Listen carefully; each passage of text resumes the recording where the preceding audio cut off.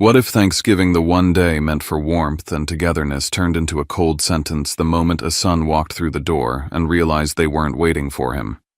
They were using him to clean up the mess.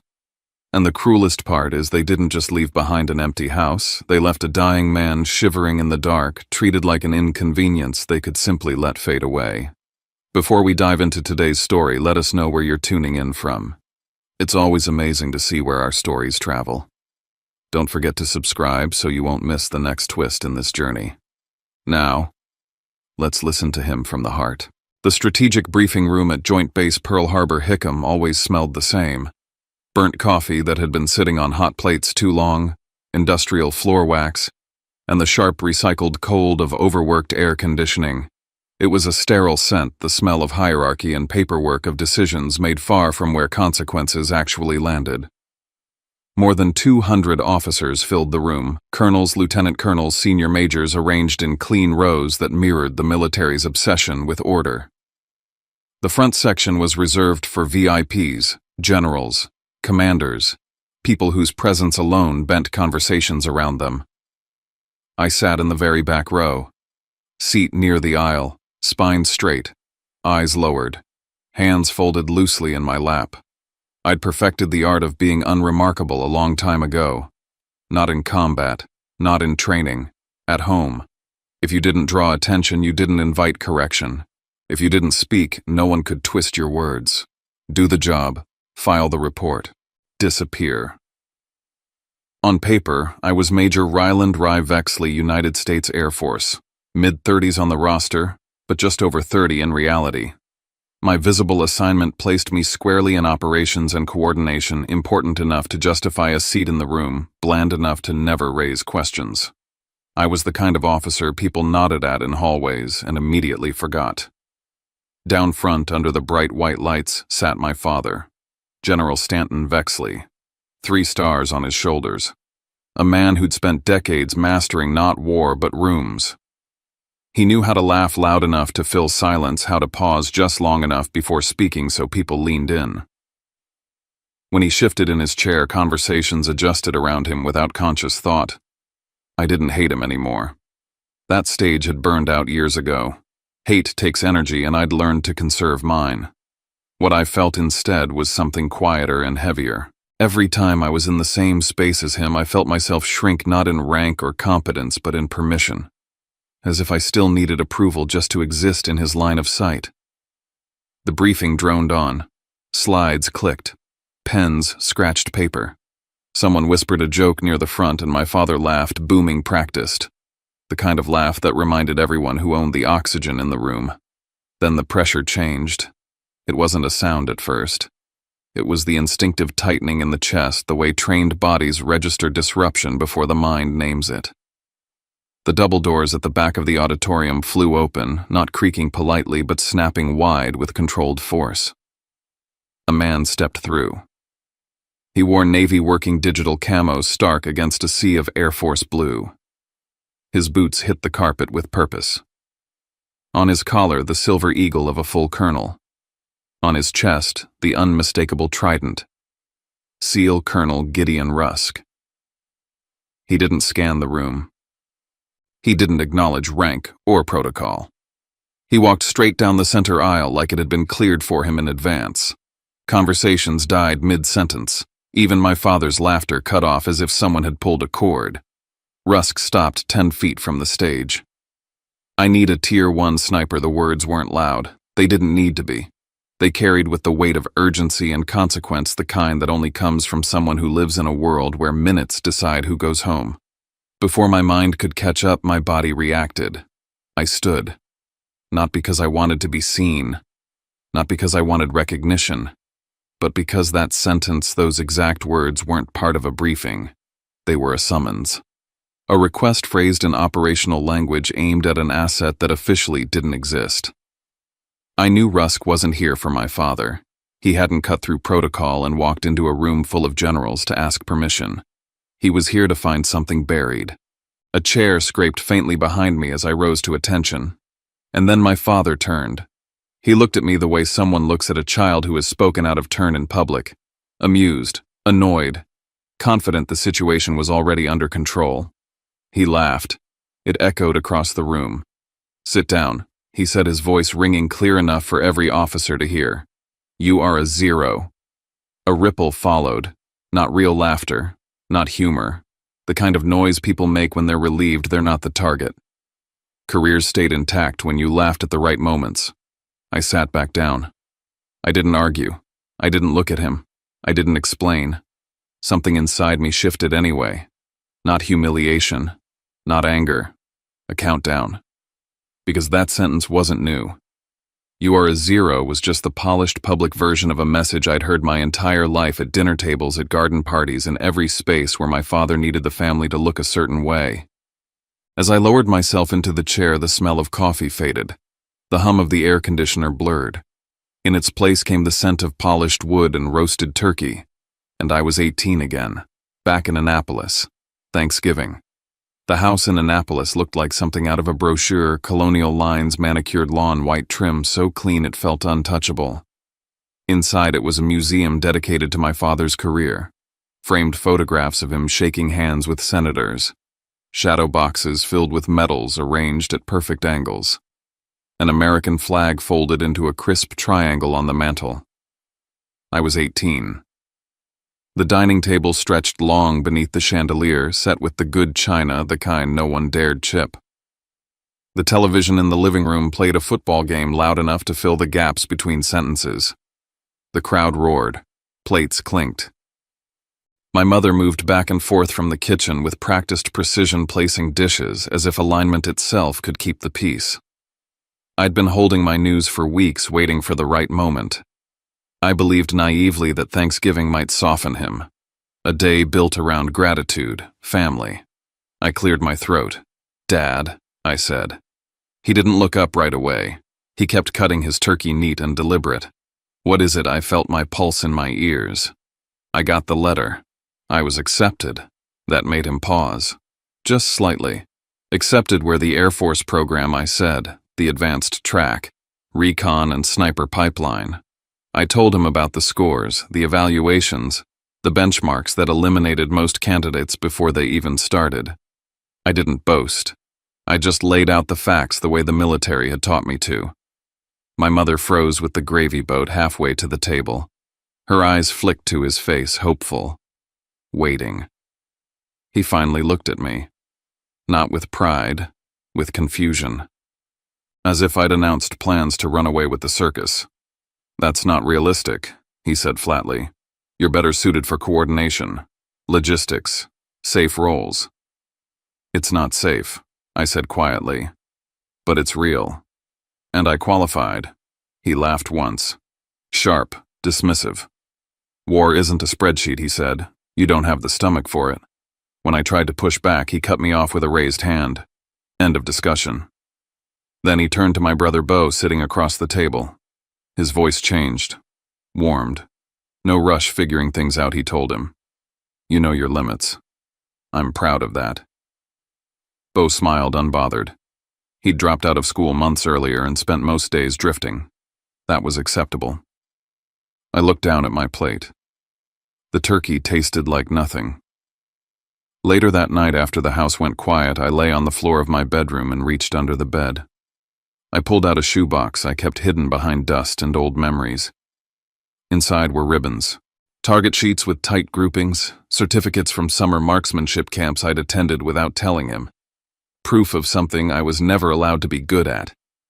I'd learned early that talent was only acceptable if it fit the image.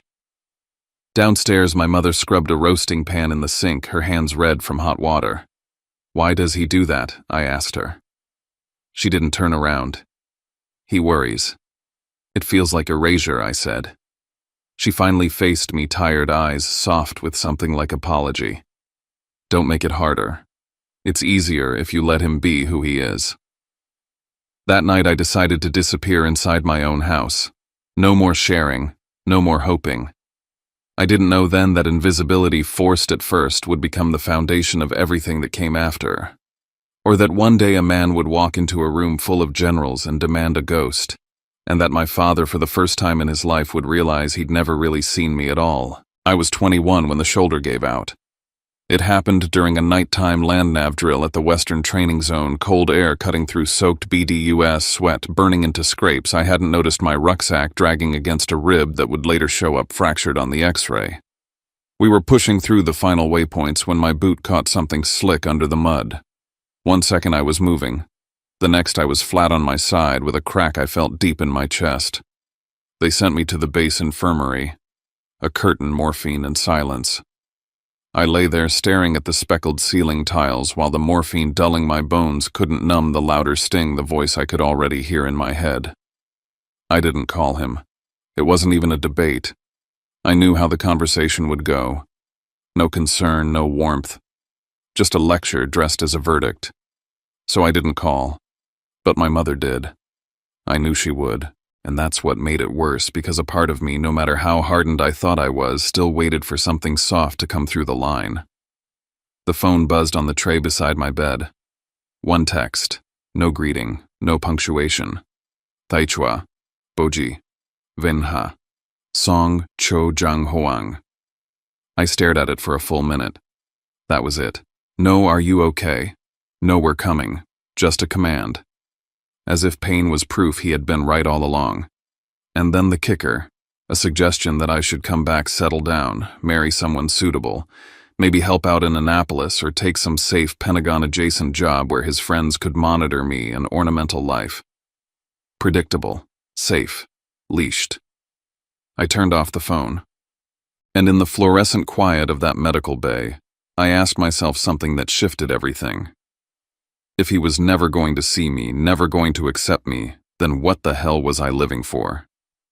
It hit me like clean air after a long dive I'd spent my whole life moving around his shadow, waiting for his gaze to soften, for his voice to change. But the truth was brutal and liberating. He didn't want a son.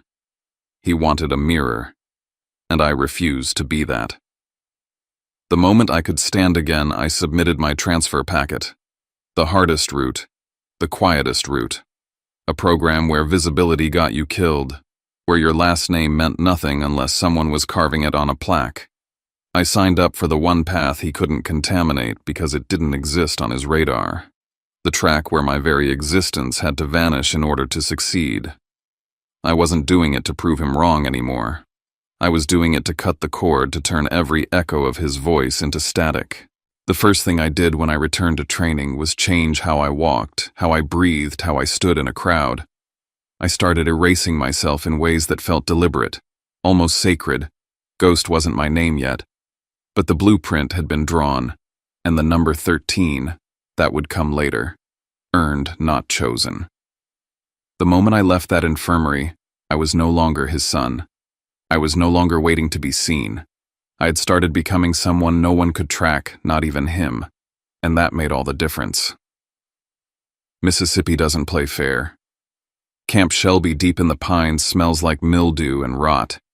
The air clings to your skin like guilt. It seeps through your boots, your collar, your pores. The bugs don't care who your father is, and neither does the mud. It just swallows you whole. That was the start of sniper school. I was 22. My body still ached in places from the fall, but I carried it like a secret, tight-lipped, no limp. Because weakness wasn't a wound here. It was a signal flare, and in this course, signal flares get you cut. The intake was brutal forced marches, water obstacles, elevation drills, simulated stress, sleep deprivation, hunger noise. They stripped us down until all that remained was instinct and will. Then came the harder part, stillness. The art of becoming nobody. Stalking drills lasted hours. Crawl inch, breathe shallow. Learn how a leaf bends when it's stepped on wrong. Learn what scent carries on wet air. Learn the exact pressure your elbow puts into soft dirt before it becomes a trace. The instructors didn't speak much. They didn't need to. Every failed movement ended with a spotter's glare and a hand signal to get out. The hiding tests were worse. Lie still under brush for 8 hours. No scratching, no blinking off rhythm. Swallow too loudly, and you're found. Get bitten, stung, cramped, no matter. Don't move. One guy quit mid-shiver. Another started crying into his sleeve and disappeared before morning. But I stayed. Because this wasn't about passing. It was about shedding the last of what made me traceable. Report drills followed. You observe. You record. No embellishments, no instincts. Just what you see, how far, how long, and in what direction. Emotions are a liability here. Then the shooting began. Long range, variable wind. Angle calculations, thermals, elevation. Breathing technique, heart rate, humidity. Each round was math. Each miss was a death. You don't get second chances at 1,000 meters. My first few rounds were tight. Not perfect, but close. And then the whispers started. Vexley isn't his dad, some general guess that explains how he got in. The name was supposed to mean nothing here. But it followed me like a stain. Some guys started watching me differently. I caught instructors hovering longer at my firing station, double-checking my logs. I was sent on randomized drills, more often pushed into back-to-back assessments until my vision went gray around the edges. I didn't complain, because part of me needed it. I wanted them to see I wasn't built from privilege. I was forged from rejection. But then something strange happened. After one stock report, I noticed a symbol on my file. A strange mark, non-standard. It wasn't from our instructors. Someone else had eyes on me. Someone higher. Someone outside the school structure. That changed everything. I wasn't just being evaluated, I was being hunted, or recruited. I didn't know which was more dangerous. Then during a critical week, a call came through. My mother. Again. The message was polite, soft. Your father wants you home for the ceremony. Important guests. I stared at the notification. If I called back, I'd break the rhythm I'd spent weeks mastering. If I gave in even just to explain, I'd lose the one thing I was finally starting to feel: autonomy. So I didn't answer. First time in my life. And it nearly cost me everything. That same night during a live concealment drill, my body revolted. Hours without motion. Bladder screaming. Muscles locking. I had to make a choice between personal dignity and mission fidelity. I chose the latter. And when the drill ended and I peeled myself out of the earth smelling like filth and shame, I expected the self-disgust to come roaring in. But it didn't. Something else rose up instead. Power. The power of not needing approval. Of doing what needed to be done regardless of how it looked. Of knowing I could endure things most people never even imagined and not fold. My father once told me shame was what kept a man decent. But here it was, the ability to live beyond shame, that kept me alive. I passed that final test. They kept me. And now someone somewhere knew my name for a reason that had nothing to do with bloodlines. I was becoming a ghost. And the question I couldn't shake was, who saw that coming? And what did they want with me next? Afghanistan doesn't care who you are. Not your name. Not your bloodline. Not your rank. It just strips you down to muscle memory and instinct, and if you're lucky, a steady finger when everything goes loud. Kunar River Valley. High ridgelines like jagged teeth. Dust so fine it lived in your lungs for weeks. Nights so cold they cracked your lips open before dawn.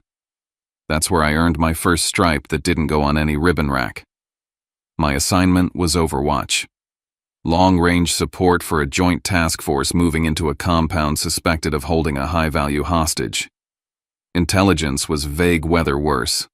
We inserted under moonlight with enough gear to sink a truck. They gave me elevation, a good angle, and a spotter who didn't talk unless he had to. We crawled for 6 hours to get to our perch. Wind was chopping hard through the valley, throwing every calculation into chaos. The team moved below us, 8 silhouettes flowing between rocks, cover to cover. Then everything snapped. A sharp whistle over comms. We're pinned. RPG, 11 o'clock, 10 meters from compound wall. I didn't wait. My spotter called distance 927 meters. I already had eyes on. Narrow figure. Shouldered launcher. The math kicked in: fast wind at 22 knots crosswise.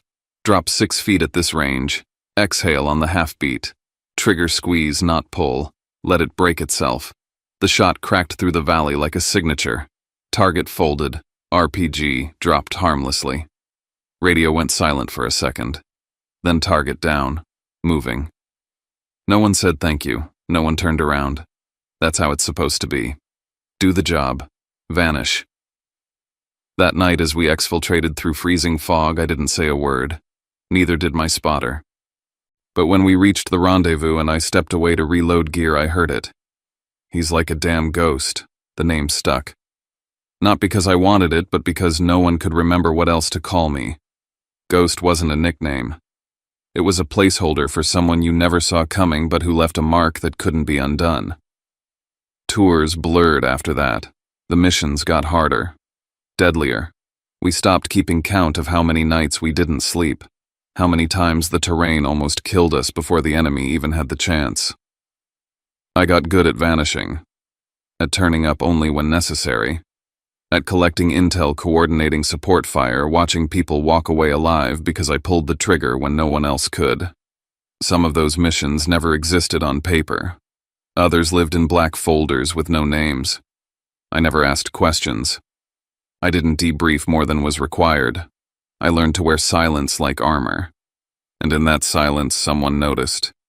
His name was Gideon Rusk. He wasn't my father. Thank God. Rusk was attached to one of the Allied commands. Rough edge to his voice, dry humor, the kind of man who didn't waste oxygen asking about your resume. First time we met, he looked me up and down, then just asked, "You get the job done?" I nodded. He grinned. Then that's all I need to know. That was the first time in my life a man in authority didn't try to shrink me to fit his image. The contrast hit me hardest when I came home on leave. Annapolis, my parents' house, big garden party full of people who smiled without showing teeth, contractors, generals, senators, aides. I was barely through the back gate when someone asked, "And where's our soldier boy been hiding these days?" I opened my mouth, just enough to say something real. Not classified, but real. Before I could speak, my father's voice cut clean across the patio. "Oh, he's been in Europe, studying, finding himself, you know." A polite chuckle. Glasses clinked. I just stood there half a step behind him, close enough to be part of the family photo, but far enough to feel like a prop. He looked right past me as he said it. Not even a glance. And I realized something gut level, something that changed the whole shape of our war. My father wasn't just ashamed of me. He was afraid of what I'd become. Because what I'd become didn't fit his script. The war I fought didn't have medals he could pin on my chest at fundraisers. The life I lived didn't come with talking points. If he acknowledged who I really was, he'd have to surrender control of the story. And he would never do that. I didn't call him out. Didn't ruin the party. Didn't challenge the lie. Because in that moment I understood something deeper than anger. Silence wasn't surrender. It was strategy. So when I returned to my unit, I filed one request reassignment to a more permanent classified division. No more temporary deployments. No more visibility. Total erasure from conventional command structures. I knew the risks. I accepted the terms. Because if my father needed to control the narrative, then I would become someone no narrative could touch. Someone who lived off the record. A ghost. And if I was going to become that, I'd have to pick a number, but not just any number. One that would make sure he never wrote over me again. 7 days before the Hawaii briefing, I sat at a table in D.C. that didn't belong to any war room. It was a seafood place in the wharf, the Salt Line. Off-duty, no uniforms. Just a handful of us who'd bled enough to earn the right to sit in silence and not explain the bruises. I was laughing for real for the first time in weeks. Something about the oysters being overpriced and the beer tasting like melted metals. Then Master Sergeant Tessa Rourke, sharp-eyed 2 decades in, looked at me and said quietly, "You know he's not blind, right?" I paused mid-sip. She didn't wait. "He knows exactly who you're becoming. That's what scares him. Not that you're reckless, that you're respected." I didn't answer. She leaned in. People like him don't fear failure. They fear irrelevance. And you're not asking for permission anymore. An hour later, my phone buzzed. Text from my father. "Be home by 1900. Need patio cleaned and grill ready. VIP guests. Wear something clean. Nothing military." I stared at it. "No, please. No curiosity about where I'd been. Just an order like I was on staff. And the final line, that was the kicker. Nothing military. Translation: don't remind people you're a soldier. Don't make them uncomfortable. Don't overshadow me. I drove to his house in silence. When I arrived, the prep was already in motion. Landscapers, caterers, music cues. The entire backyard turned into a staging ground for political theater. My father wasn't hosting a BBQ. He was orchestrating a power display. I wasn't a guest. I was a stagehand. Somewhere between wiping down stainless steel and organizing wine bottles, I found a memo tucked under a stack of folders. Unmarked, misplaced. But the name on the scheduling note caught my eye. Mine. The meeting it referenced a personnel review I never attended because I'd never been told. And the signature A 3-star who owed my father a favor. My chest went cold. He hadn't just dismissed me. He'd sabotaged my upward track, kept me off leadership rotations, boxed me into non-transferable positions, all under the banner of what's best. He wanted me nearby, visible, contained. That night at the Joint Base Andrews Gala, everything came to a head. I wore my dress uniform, regulations sharp, no frills, just the truth. My father frowned when he saw me, not angry, calculating. I watched it happen. The moment he realized I wasn't decoration anymore. Then it got worse. A junior officer, former teammate, approached me, saluted, called me sir. Respect clean and public. My father swooped in fast. "Ah, this is my son," he said loud enough to drown the salute. "He's helping us out tonight." Helping. As if I was bartending. 10 minutes later, he handed me a drink order and asked me to deliver it. To a man who'd once flown out a wounded Marine under sniper fire. I took the tray, walked it across the room, set it down without flinching. Because I wasn't playing his game anymore. I was studying the room. Who watched? Who looked away? Who saw the humiliation and pretended it wasn't there? Outside near the vehicles, he caught my arm. Fingers like a clamp. "You think I can't shut you down?" he hissed. "I built your career. I can unbuild it." I looked down at the red mark rising on my skin. And I smiled. Not out of defiance, but clarity. Because that's when I understood this wasn't about love.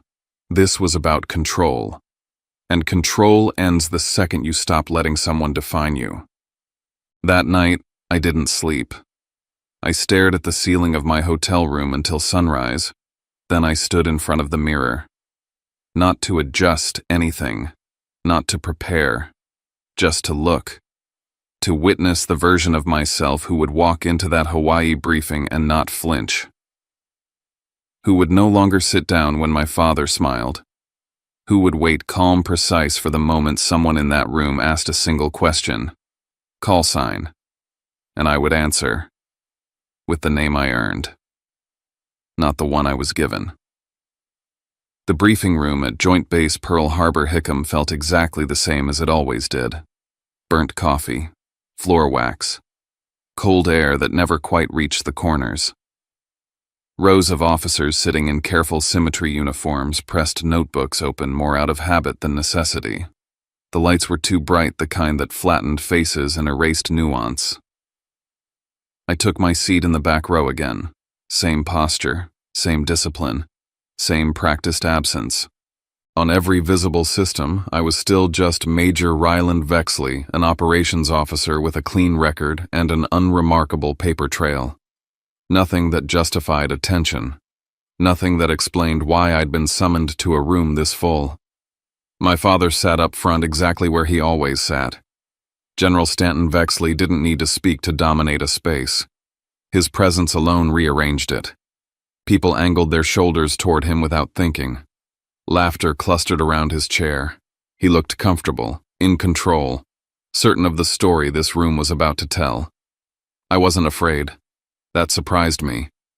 What I felt instead was a narrow calm, the kind that comes right before contact. I knew something was coming. I also knew my father would try to pull me down the way he always had, publicly, casually, with a smile sharp enough to draw blood. The double doors slammed open behind us. Not ceremoniously, not politely. A man in navy digital camo walked straight down the center aisle like the room belonged to him. He didn't acknowledge rank protocol or the 100 pairs of eyes tracking his movement. Colonel Gideon Rusk. He stopped 10 feet from the stage. "I need a Tier 1 sniper." The sentence cut through the room. Conversations died. Pens froze mid-scratch. Even my father's smile flickered. I stood up. Not to be brave, not to be defiant, because that sentence wasn't rhetoric. It was a live request. A call phrased in the language of urgency aimed at someone who knew exactly what it meant. Before I could say a word, my father turned in his seat. He laughed, loud, confident. The kind of laugh meant to tell everyone else there was nothing to see. "Sit down," he said, voice carrying across the room. "You are a 0. A ripple of nervous laughter followed, the safe kind, the kind that protected careers. I didn't move. My father's expression shifted just slightly. He said my name again, slower this time, layering authority into every syllable. Then he escalated, his voice sharpening as he referenced discipline chain of command consequences. He wasn't just correcting me anymore. He was asserting ownership. That was when Rusk stepped forward. He placed himself between my father and me, his back to a 3-star general, his attention entirely on me. It was a small movement, but the effect was immediate. The room went quiet in a way I'd never heard before. Rusk didn't argue. He didn't explain. He asked one question. Call sign I answered without hesitation. Ghost 13. The temperature in the room changed. Rusk's eyes narrowed not with suspicion, but with focus. He followed up with rapid-fire checks, sector identifiers, mission parameters, operational references that meant nothing to anyone outside a very narrow circle. I answered every one. Clean, precise, no extra words. I confirmed access levels that weren't supposed to be discussed in rooms like this. Enough to make it unmistakably clear that I did not exist inside the system my father controlled. I watched my father's face drain of color. His smile vanished. His hands clenched against the armrests. He looked around the room, searching for someone to back him up, to laugh it off, to reassert the script. No one moved. Rusk addressed me directly, issuing orders with the ease of a man who knew the clock was already running. Wheels up. Minutes, not hours. I didn't look at my father. I looked at Rusk and acknowledged.